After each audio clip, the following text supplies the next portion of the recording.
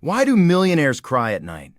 Why does a man who has everything sometimes feel like the poorest person alive? Today you're going to hear a story that will flip everything you think you know about money and happiness. Listen closely.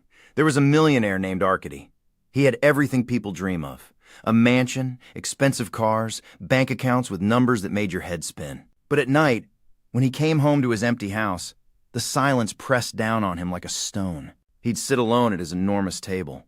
Stacks of cash sat on it, but he never even looked at them. He looked at an old photograph in his hands instead. His wife, his children, people who hadn't been part of his life in a long time. I have everything, he'd think. The house, the cars, the accounts. But when I lie down to sleep, there's no one to talk to. I built an empire, and I lost myself in the process.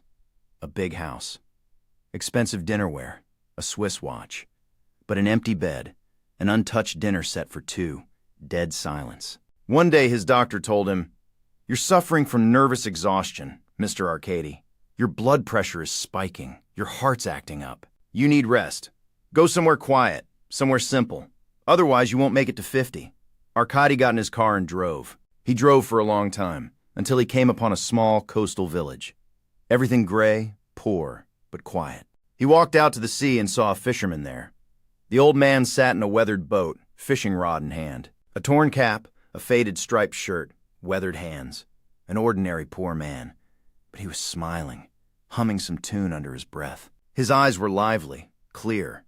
Arkady walked over. "Good catch today, old man." The fisherman looked up. Yes, God provided. Enough for soup, with some left over for the neighbors. And for selling? Money's just paper. Fish is food. Arkady smirked to himself. Naive old man, lives in poverty and calls it good. He almost felt sorry for him and decided to help, to teach him how to really live. He sat down on a rock beside him and started talking, condescending, like a teacher to a student. "Listen, old-timer, let me teach you how to get rich." The fisherman turned, looked at him with curiosity. "You'll catch more fish," Arkady went on. "Sell it, save up money, buy a second boat, hire people to fish for you. You'll expand. Buy a third boat, a fourth, eventually a whole fleet.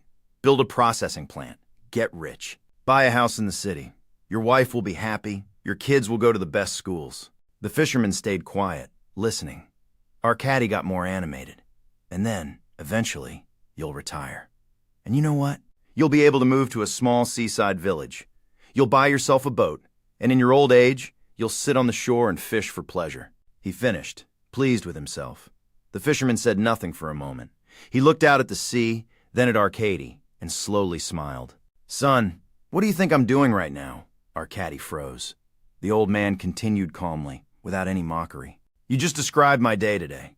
But you're telling me to take the long way around, spend a whole decade, just to arrive where I'm already standing." He pulled a small fish out of the boat, looked at it, and went on. "See this fish? Caught it in half an hour. I woke up this morning when I felt like waking up. Had breakfast with my wife, no rush. Kissed my grandkids, walked down to the sea, fished a while. Now I'll head home, we'll make soup, then I'll sit with the neighbors, play some dominoes. Tonight I'll go to sleep next to the wife I've spent 40 years with." The fisherman looked Arkady straight in the eye. "Now tell me honestly, when's the last time you had breakfast without rushing? When's the last time you watched your kids wake up in the morning? When's the last time you hugged your wife just because, not on some holiday?" Arkady wanted to object. He opened his mouth, but no words came because he had no argument. He thought back to the day before. Woke up at 6 to an alarm. Coffee on the run. Calls, meetings, contracts, a business lunch with a partner trying to cheat him. Evening, back in the office until late. Home to an empty house, food reheated in the microwave. Today the same. Tomorrow would be the same. "I fought through fire and water," he thought, "to become who I wanted to be. But chasing money, I lost time." And he found it, right here, on this shore. The fisherman watched him carefully, then said, quiet but firm, "You call me poor because I don't have your millions. But I call you poor because you don't know what freedom is." Arkady flinched. "You're a slave to your money," the fisherman went on. "You think it works for you?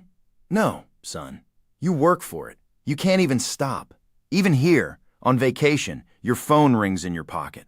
You flinch at every notification, afraid you'll miss a deal, afraid your competitors will get ahead." As if on cue, Arkady's phone buzzed in his pocket. He reached for it automatically. The fisherman shook his head. See? Even now, you can't let go. You're still working. I'm already living. Arkady looked down at his own hands. They were trembling. An expensive watch on his wrist, and hands shaking like a sick man's. He looked at the fisherman's hands. Calloused, rough skin, but resting calmly on the oar. Steady, sure. The old man set the fish in his bucket and stood. I should go, son. My wife's waiting. My granddaughter's coming in from the city today. It's her birthday. We're celebrating. You're welcome to stop by tonight, if you like. Have some soup, meet some simple people. Maybe you'll understand something. He picked up his buckets, stepped onto the shore, and walked up the path toward the village. Slowly, but sure of himself, whistling as he went. Arkady stayed sitting on the rock. The sun was sinking toward the horizon. The sea was calm. Somewhere in the distance, gulls called. He took out his phone. 10 missed calls. Messages from his secretary, his partners, his lawyers. Urgent. Need your answer. Arkady looked at the screen, then at the sea, then at the screen again. And then he did something he'd never done before. He turned the phone off, stood up, and slowly walked down the same path the fisherman had taken. We often chase money, thinking it will bring us happiness. We work without stopping, sacrificing time with family, our health, our sleep. We tell ourselves, once I make $1 million, then I'll really live. Once I buy the house, then I'll be happy. Once I retire, then I'll rest. But happiness isn't in how much you've earned. It's in how much you've actually lived. Rich isn't the person with a lot of money. Rich is the person who has enough time for what they love. Money should serve you. Don't become a slave to the thing that was meant to set you free. And if you're listening to this story right now, ask yourself, which do you choose? Money or time? Do you work to live or live to work? If this parable struck a chord with you, like it, subscribe to the channel, and tell us in the comments, what matters more to you, money or time? Take care of your time. Take care of yourself. And remember, you won't become richer by earning more. You'll become richer the moment you realize you already have everything you need.